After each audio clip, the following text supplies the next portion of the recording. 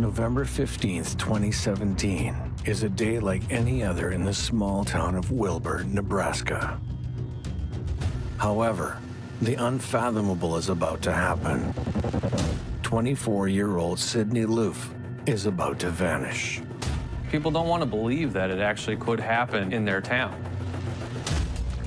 And in this situation, it did. A crime like this doesn't typically happen in a small town. Investigators are quick to act, but the deeper they dig, the more bizarre the case becomes, until a horrifying truth is revealed, one that leaves a small town in shock and a family broken beyond repair.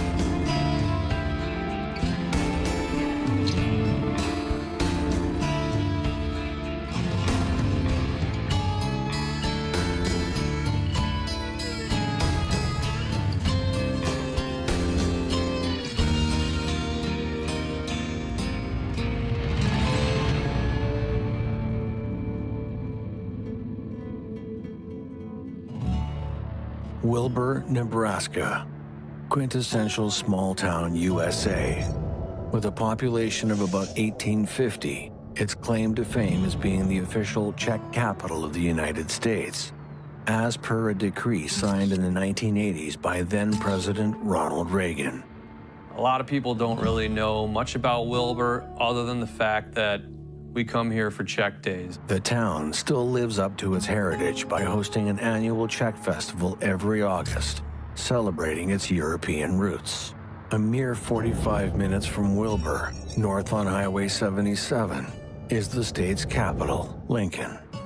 Ripe with numerous museums, galleries, and the oldest university in the state, Wilbur is a small town, but it's located on the outskirts of the state capital, Lincoln, Nebraska. So that means that while it itself is a small town, it's located very close to the culture and the attractions that are present in a capital city. The city of approximately 290,000 inhabitants is where 24-year-old hardware store cashier Sydney Loofe calls home. Sydney hails from Neely, Nebraska, about 2.5 hours from Lincoln, where she grew up like most small-town children, with a budding love for the outdoors. From sledding with her mother and younger sister to fishing with her father and older brother, Sydney thrives in staying active. However, her athletic lifestyle takes an unfortunate turn in her teenage years, when she develops scoliosis, a curvature of the spine that can cause severe pain. After her diagnosis, Sydney reevaluates her passions and makes the choice to move to Lincoln, where she lives with her cat Mimsy and works as a cashier at the hardware store.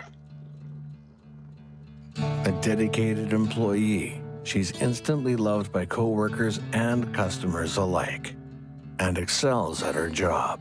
Well, Sydney was a young adult, really trying to find her way in life. She, just kind of did things that 24, 25-year-olds did, still trying to figure out exactly what she was hoping to do and where she was hoping to go, but making a living, having fun, and meeting new people while she was living here. Not only does she care deeply for her work, but Sydney finds joy in helping others. She often goes out of her way for friends who find themselves in a bind. She opens her own home on more than one occasion to help people who simply need a fresh start. She constantly puts others ahead of herself. She's the kind of person who never gives a second thought about taking someone in during their time of need. Sydney, like most young adults with their entire lives ahead of them, is slowly figuring out her purpose. While she finds solace in giving to others and in her love of animals, she still wants something more. She longs for a companion, someone to share experiences with. Sydney Loofe is 24 years old. She wants to meet new people, so she decides to use a dating app to meet other local singles. Dating apps are essentially programs that people have that allow them to select people they're interested in. And if two people ultimately select each other, they would be connected through the app, at which point they'd be allowed to start messaging each other. After several months on the app and a few unsuccessful dates, Sydney and another user match. And it isn't long until they have their first date on the night of November 14th, 2017.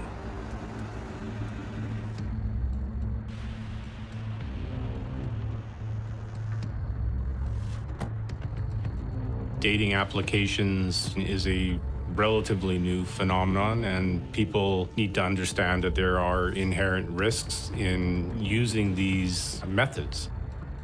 The first date goes so well that the two plan on meeting up the following night, the night of Sydney's disappearance. People need to be careful about where they meet somebody they've never encountered before, and Sydney's smart. You know, she tells her friends that she's going out with somebody. She tells them where they're going, when they're going, what they're going to be doing, all to put herself in a safer position.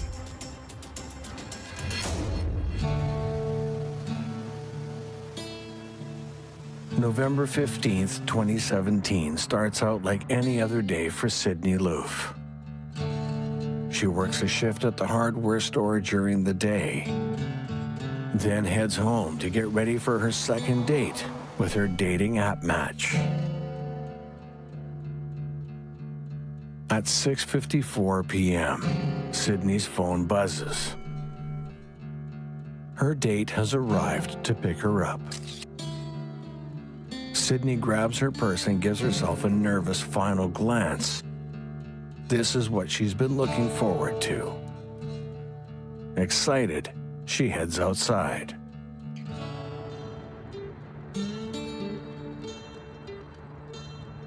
Little does Sydney know, the unthinkable is about to happen. No one can predict the unspeakable horrors that are about to befall this innocent young woman. She's supposed to come home later that evening, cuddle with her cat in bed, then wake up the next morning and do it all over again.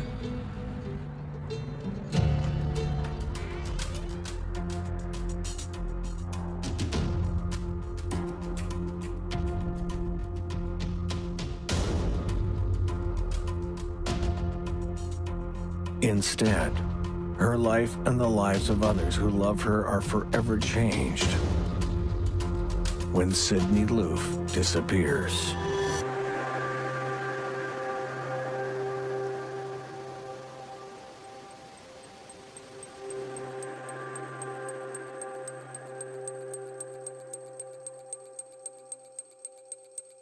On November 16th, Sydney fails to show up for her shift.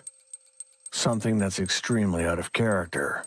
She's never missed a work day without calling in. This is the kind of case you hear about on the news and think, this kind of thing doesn't happen here. It shouldn't happen here.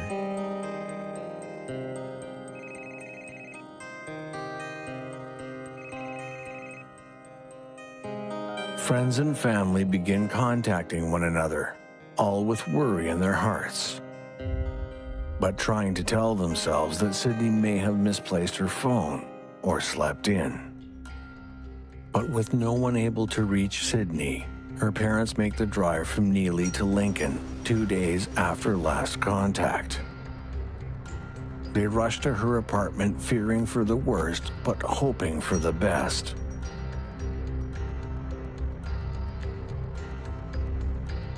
What they find inside confirms their deepest fears.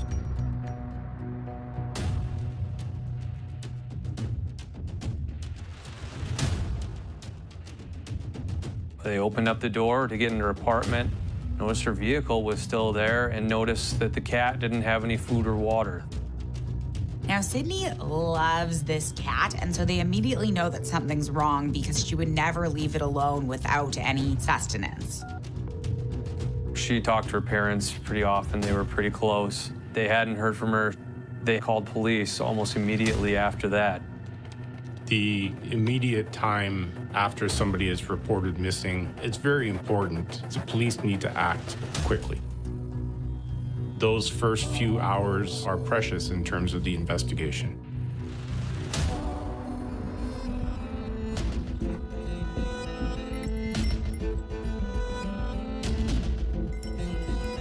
Investigators begin at Sydney's place of work.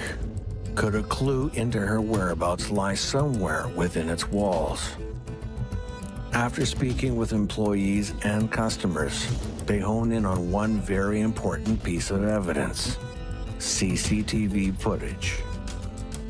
Video surveillance footage is very important in helping to establish a timeline and even demonstrate a trail where the missing person may have gone. It can certainly assist in identifying whether or not any suspicious behavior or activities took place in and around where the missing person was. It could even help identify a suspect. This footage, taken outside Sydney's place of work, is the last known video of her.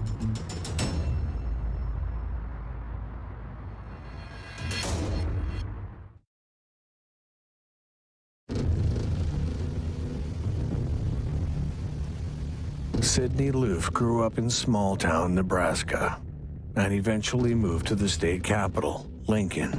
November 15th, 2017 is supposed to have been a day like any other. She works a shift at the hardware store, then heads home to get ready for a date with someone she's met online.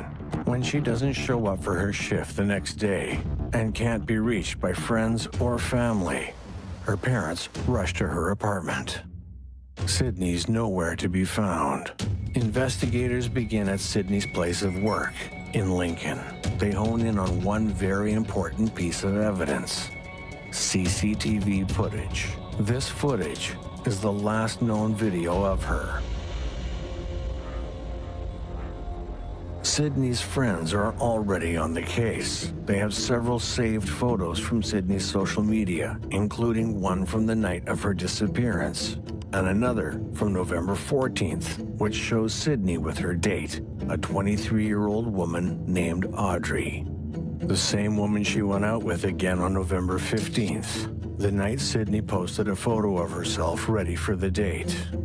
Her friends create a fake profile on the dating app and get matched with Audrey, quickly gain her trust, and obtain her phone number. Sydney's friends contact police on November 17th, 2 days after her second date with Audrey. For them, all signs seem to point to one outcome: a date gone wrong. Online dating apps are really just a roll of the dice in terms of you don't know who that person is on the other side. They may be able to keep up a pretense for some time before their true identity is revealed, and that's the inherent danger.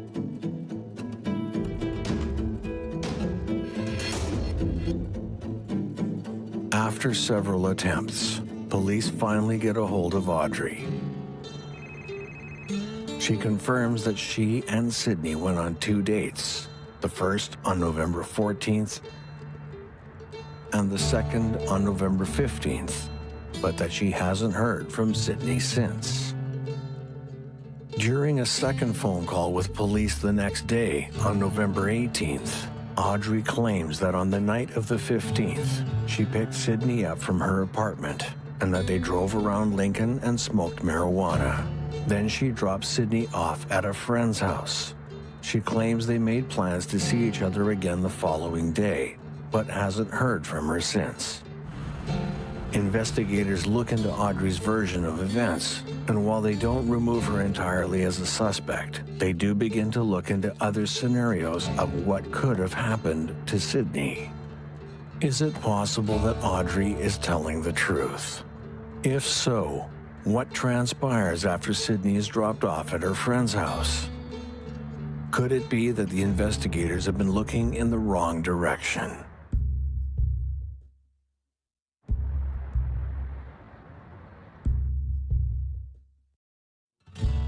As the clock ticks down, the days pass by without any news on Sydney.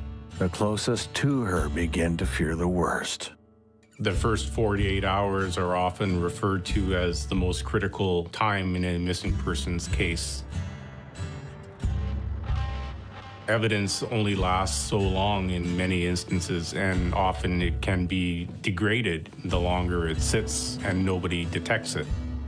Video footage can be overwritten, whether accidentally or just over the passage of time, and people forget things. The longer they go without having to think about something, the less likely they are to remember those small details. Police continue their investigation, exhausting every possible lead. With that persistence and the use of technology, they uncover a key piece of evidence: the last ping from Sydney's cell phone. Ping is a piece of data, essentially, that is transmitted from a cell phone to the nearest cell phone tower where it is stored. Police have been using this information for quite some time in order to help narrow down a geographical area where that ping may have originated from. This particular ping shows Sydney in Wilbur, Nebraska, the night of her disappearance, a small town with a population of 1850. It's the kind of place where everyone is on a first-name basis, a place where secrets are hard to keep. Back in Lincoln, police try to locate another ping, but with no luck. They come to the conclusion that her cell phone's either been turned off or destroyed. With a possible location uncovered, investigators are still at a loss. The days have turned into weeks, and Sydney is still missing. With only one person of interest who maintains their story and no other evidence, the outcome into finding Sydney is beginning to look grim. There's nothing worse than not being able to find the answers for the family of a missing person. No investigator wants to allow their case to grow cold. While Sydney's family struggles to come to terms with her horrendous reality, the whole state of Nebraska is on high alert for either Sydney herself or anyone who may have more information into her whereabouts. Friends create the Finding Sydney Loofe social media page as a way to help the investigation and to receive tips, while also spreading the word about Sydney. And as the investigation continues, Sydney's hometown of Neely bands together. At Sydney's former high school, about 250 people gather for a candlelight vigil with hope of Sydney's safe return. Sydney's family does not attend. They find it too difficult. Posters are spread all throughout the state. Billboards are erected. Sydney's family release photos of her tattoos, the most prominent being lyrics on her inner right arm, all with hope that this information may help to locate her. Investigators essentially pull out all the stops. They put up pictures of Sydney everywhere. Nobody in Nebraska could turn their head without seeing a picture of Sydney. This keeps her top of mind, and they also are aware that they need to keep looking for her.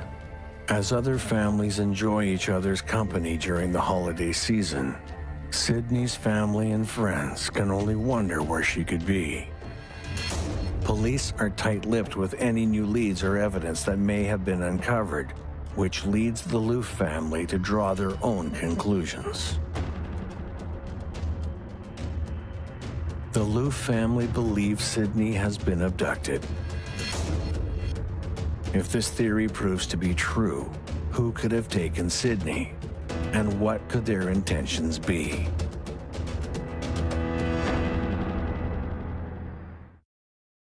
Taking care of your teeth and gums is good for more than just your smile. Many people don't know that the bacteria that causes gum disease can spread to other parts of the body, increasing your risk of high blood sugar levels, heart disease, or even Alzheimer's disease.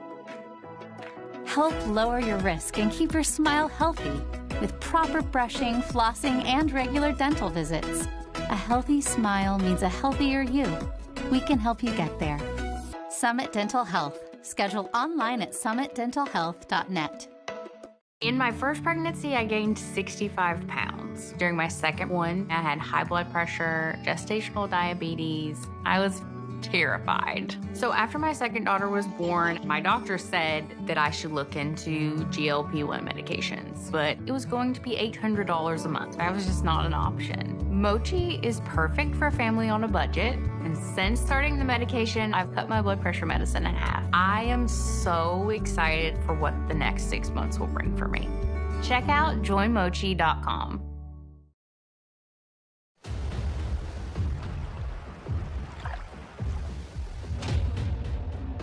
It's been weeks since anyone has heard from 24-year-old Sydney Loofe.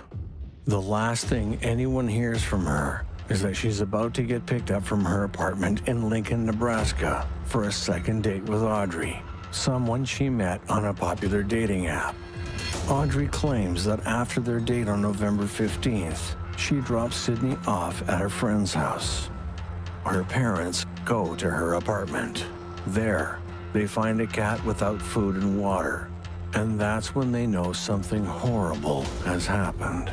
After discovering Sydney's latest cell phone ping in the small town of Wilbur, police have a theory regarding her whereabouts, but are keeping it to themselves, leaving Sydney's family to draw their own conclusions. They believe Sydney may have been abducted.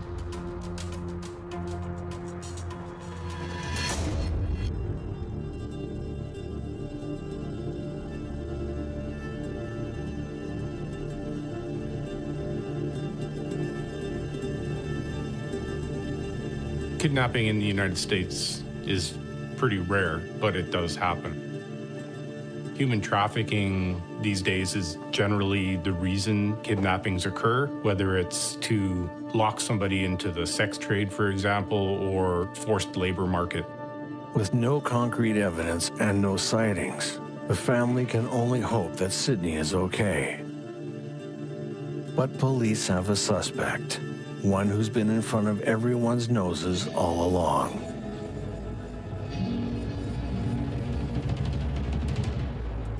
In the days following her disappearance, Sydney's friends create a fake profile on the dating app and find Audrey, Sydney's date. They quickly befriend her, convincing her to give them her phone number. She does, and Sydney's friends give that number to the police. Investigators are able to reach Audrey and speak to her. Audrey tells her side of the story. She and Sydney went on a date. Then she dropped her off at a friend's house and hasn't heard from her since. But investigators aren't 100% sold on Audrey's innocence. They keep the young woman as a person of interest. And it isn't long before their patience pays off. Authorities discover that Audrey isn't an Audrey at all. Her real name is Bailey Boswell, and she has more than a dozen federal fraud charges on her rap sheet, including an accusation that she defrauded 2 people out of more than $400,000. In total, she has more than 14 counts against her, and each of those comes with a possibility of up to 10 years in prison. Those charges and the fact that she's the last person to see Sydney Loofe are enough to bring her in for questioning.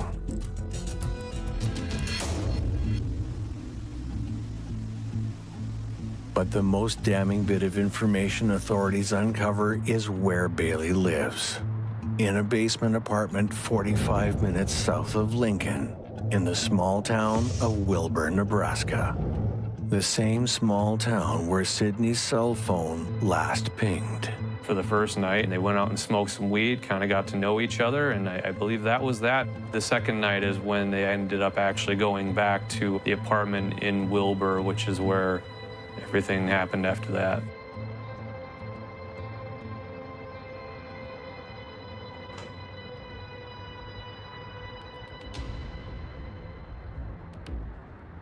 Police execute a search warrant for Bailey's basement apartment in Wilbur, located only a block away from the community's public schools. Sydney's family and friends wait in pure terror and anticipation for news about the home in Wilbur.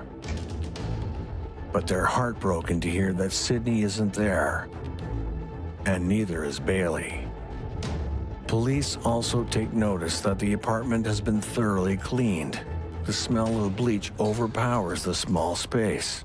They log several items of interest as well, including Viagra and 17 sex toys. With Bailey Boswell nowhere to be found and an apartment that's been cleaned down to the bones, investigators now believe the worst has materialized. They believe Sydney Loofe has been murdered. Their only hope in finding the answers now rests with locating Bailey Boswell. But Nebraska is the 16th largest state in the country, with a combined population of nearly 2 million people. Bailey Boswell could be anywhere. She could have even left the state. Surveillance video footage can be like following a trail. One piece of footage leads to another. In the case of Bailey Boswell, when police start following her trail, they realize she hasn't covered her tracks well enough. When the media get wind of Bailey's possible involvement, she releases a video on social media proclaiming her innocence. I met her on a Tuesday. We drove around Lincoln, smoked weed, had a great time. We hit it off. I dropped her off at home, picked her up the next night at her house. We made our way to my house where we smoked.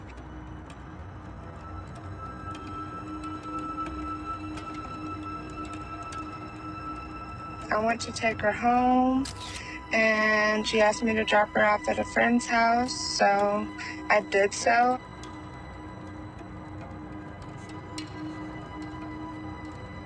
I mean, I haven't heard from her since. I didn't have anything to do with this, and I hope that Sydney is found very soon. She is a sweet, amazing girl. Little does Bailey know, she's left a trail. The police use the closed-circuit TV footage from various shops and stores to follow her as she tries to evade authorities.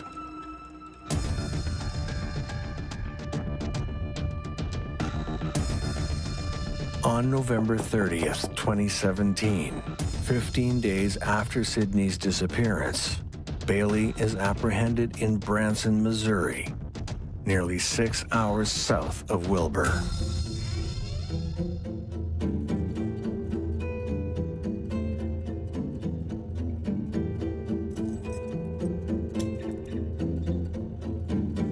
Yet as police take her into custody, and as they further review the surveillance footage of the many hotels and stores where Bailey has been caught on camera, they make a shocking discovery. In all of the footage, Bailey isn't alone.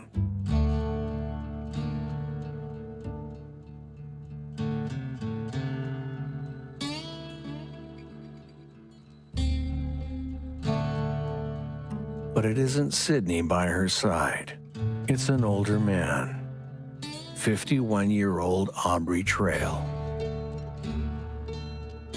Bailey had come from kind of a broken home and was looking for somebody to kind of take her under their wing, and her and Aubrey started dating. They started, doing drugs together. They also started, stealing these antiques and kind of getting a good thing going for them. Aubrey always said he had money, and Bailey was right there with him. But Aubrey is painting a completely different picture than the ones authorities are.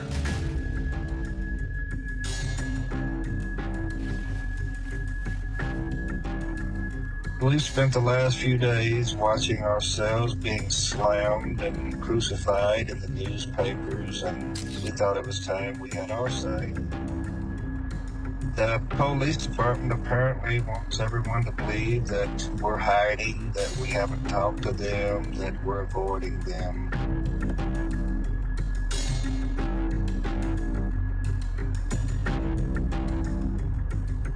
We both wrote long statements telling them everything we know.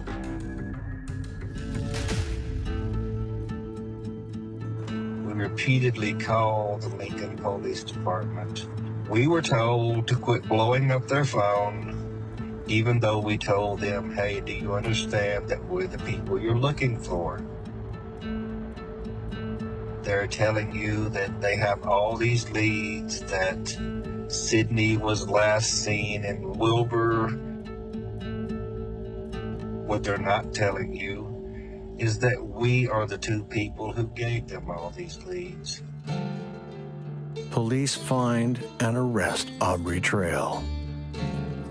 Yet even with the two main suspects in custody, the question on everyone's mind remains: where is Sydney Loofe?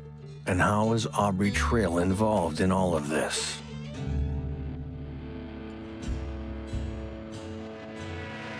Aubrey Trail and Bailey Boswell, you're in more or less what even Aubrey Trail would call a criminal racket. They kind of just moved around the Midwest area, buying and selling antiques. Most of them were stolen. Aubrey Trail admits that. And then they would sell them, and that's how they got money. Aubrey Trail and Bailey Boswell also invited young girls who may not have had a direction in life or maybe looking for a family or had a broken family of their own, invited them into their family. He would give them money and more or less they would become a family, or then they would engage in sexual encounters with each other, and he would pay them and tell them that they were one of his girls.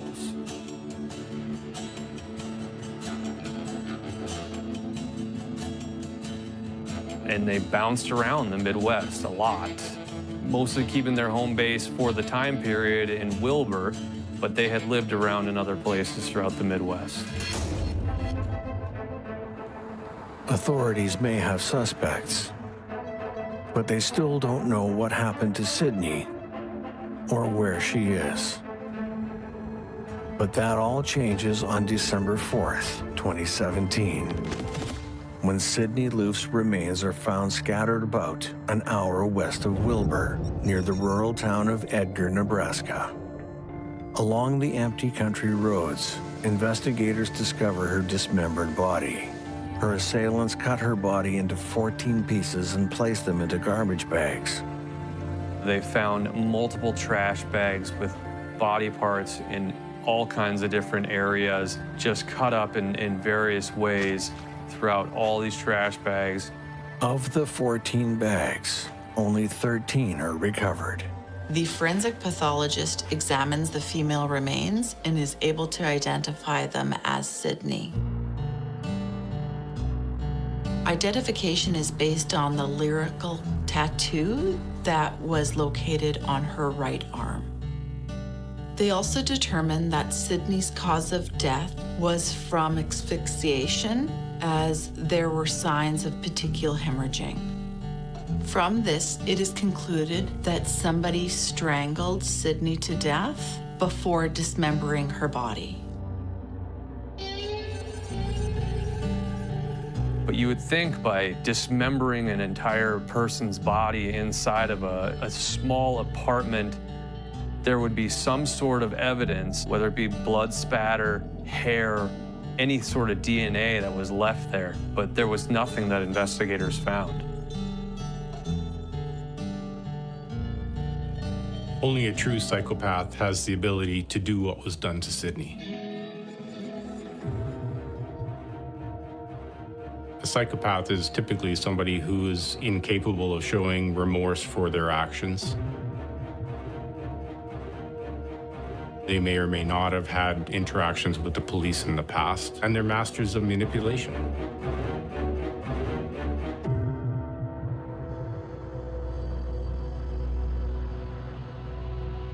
Though the outcome is not what everyone's hoping for, With 2 suspects in custody and enough evidence to convict them, a light shines through the darkness, and the trials can begin.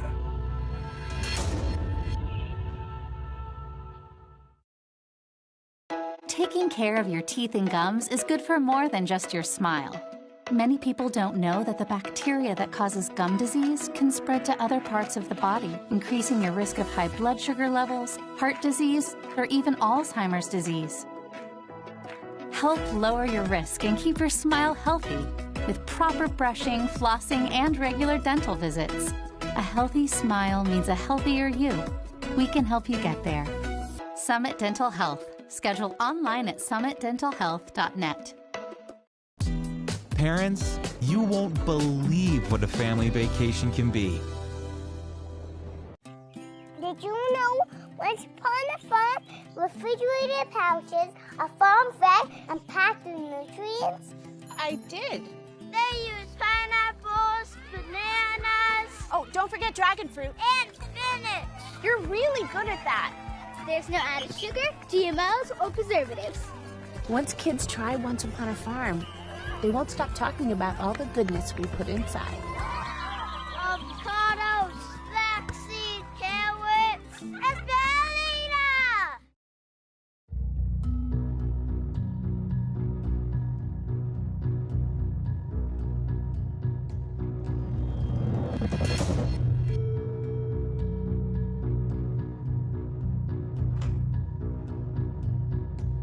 Missing Sydney Loofe is discovered to have met a horrific end.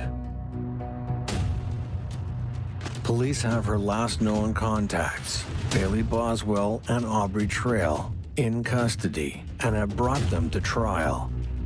I didn't have anything to do with this, and I hope that Sydney is found very soon. She is a sweet, amazing girl. Family and friends wait with bated breath to find out what really happened to Sydney.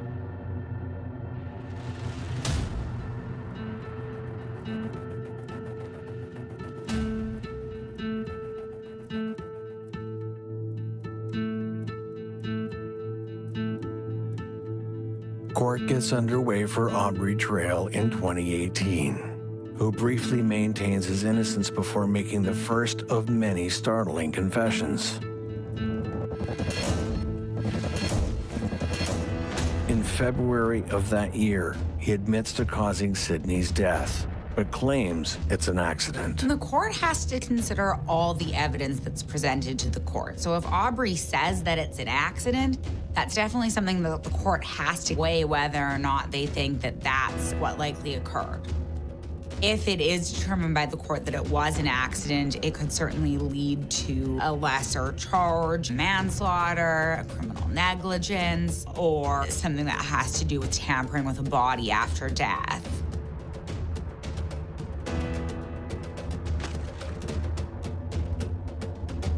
But what about Aubrey's declaration of innocence? The court has to take that into consideration as well. As far as I know, I'm not wanted for anything. I'm a person of interest, and I'm not really running from anything. As the witnesses are called to the stand, the curtain hanging over that night is slowly pulled back, and the truth of it is more horrifying than anyone can imagine. Sydney has been in contact with Bailey using the alias of Audrey. Bailey and Sydney met on social media November of 2017, more or less just looking to go out on a date. On November 14th, the two women have their first date. They were gonna maybe go out and smoke some weed, kind of get to know each other. Things go well enough for them to agree to a second date the following night. Bailey had brought Sydney back to the apartment. What Sydney couldn't know is that Bailey Boswell has been luring women back to the apartment in Wilbur that she shares with Aubrey Trail. Aubrey claims to have paid Sydney $5,000 to fulfill a sexual fantasy of his that involves strangulation.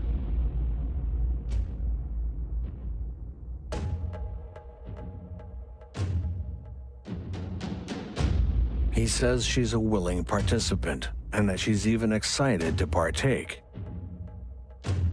but that the evening goes too far,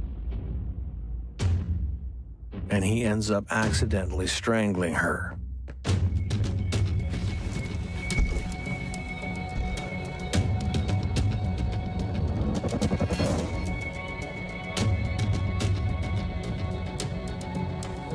In a state of panic, Aubrey makes the choice to dismember Sydney.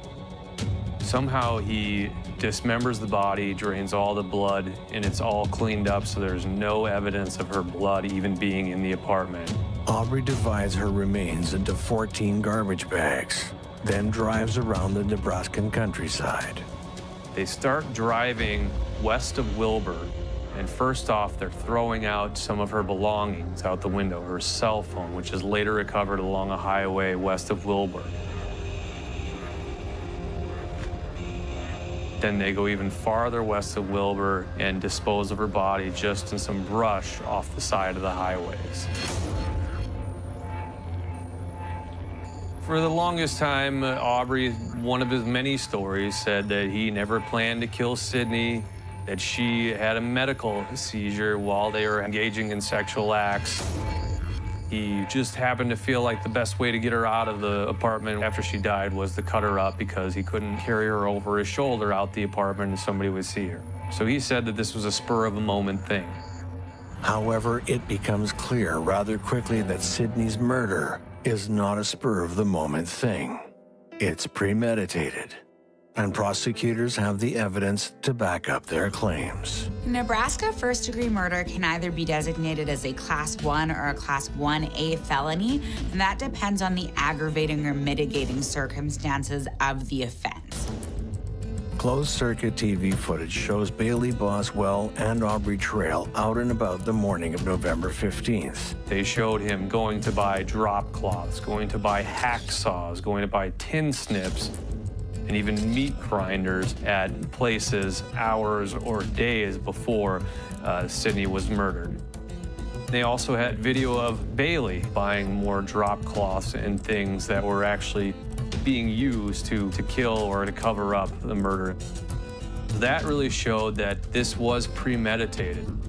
Bailey Boswell and Aubrey Trail had gone there to buy things to more or less cover up a crime or to dismember a body. The landlord testifies that she smells an overpowering stench of bleach the day after Sydney's disappearance. During the autopsy, the forensic pathologists spot markings on Sydney's bones that are consistent with the hacksaw, the same hacksaw that the perpetrator purchased. Her remains also show a sign of a struggle, which indicated that she attempted to fight back. The footage clearly shows the two suspects purchasing these items, but the most chilling footage of them all is when Aubrey Trail walks through the door of Sydney Loofe's work, just as she exits. She doesn't appear to notice him, but he notices her. There were two big takeaways from the surveillance video that were played at the trials. One was showing the fact that Aubrey Trail and Bailey Boswell had been following Sydney Loofe at her place of work. This was after Bailey and Sydney had gone on their first dates.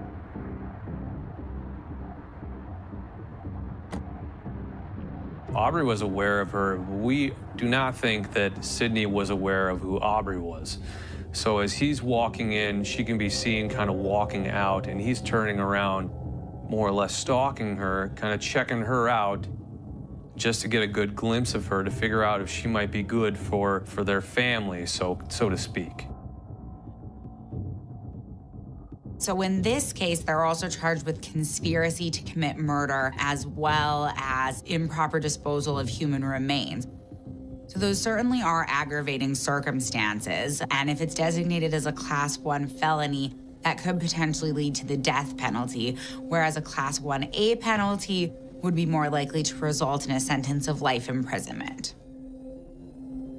After months of proceedings, Aubrey Trail continues to cling to the story that Sydney's murder is an accident. and adds that Bailey Boswell has nothing to do with it. But the evidence doesn't lie, and it's not in either of their favors.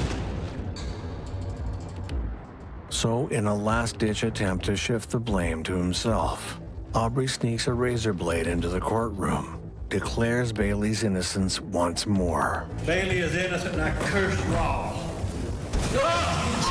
Then slashes at his own throat.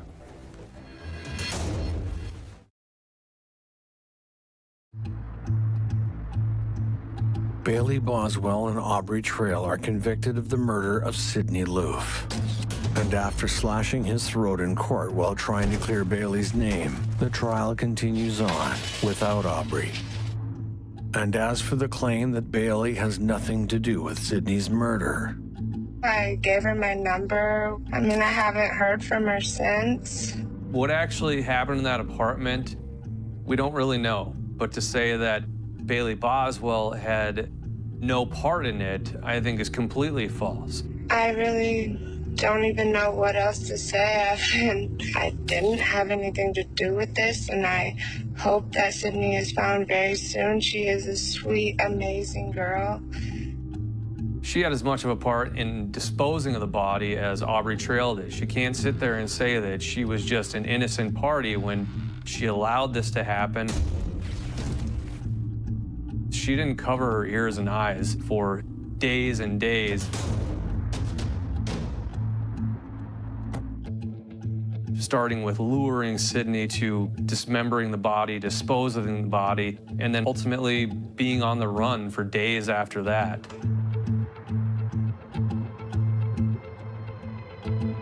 with Aubrey's trial wrapped and his verdict to come, Bailey's trial begins. As more witnesses take the stand, the events portrayed in Aubrey's trial take a twisted and unexpected turn in Bailey's, painting an even clearer picture of their lifestyle and claiming that the two accused have a mutual goal in mind: to take an innocent life. Bailey Boswell uses a popular dating app as a means to lure women to Aubrey Trail and into their self-proclaimed cult. Witnesses claim that Aubrey calls himself the Daddy Vampire and that the women he and Bailey bait are his witches.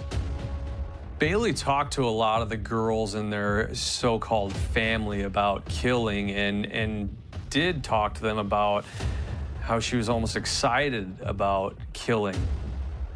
And even would talk about one of their girls killing another one of their girls. Aubrey allegedly believes that by taking a life, the cult will be granted magical powers. And the innocent life they choose to take to fulfill their sick fantasy is none other than Sidney Loofe.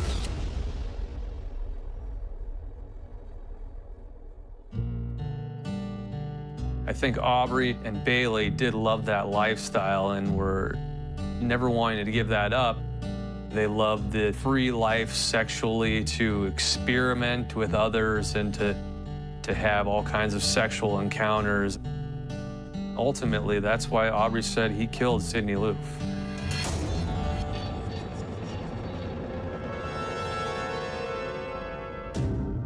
In 2019, Aubrey Trail is found guilty of criminal conspiracy to commit murder in the first degree.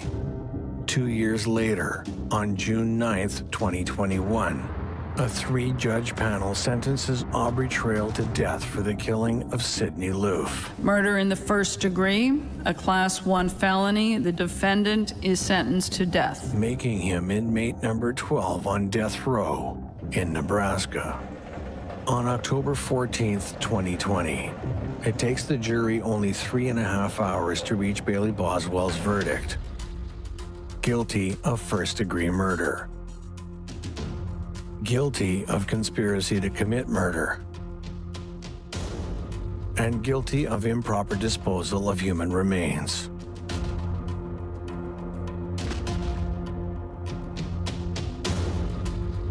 The 3-judge panel examines the case again on November 8th, 2021. Unlike Aubrey Trail, Bailey Boswell avoids the death penalty and is sentenced to life in prison.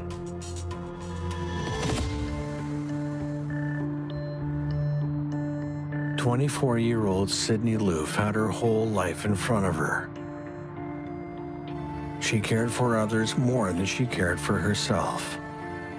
She loved animals, her family, and her job as a cashier. Her memory lives on in the communities of Nebraska that she called home. I would say Wilbur is different somewhat now because people know this stuff can happen in your town. It's not just a big city, and something this horrific did happen right there, and they had to drive by those areas every day. Several benches around the state are named in her honor.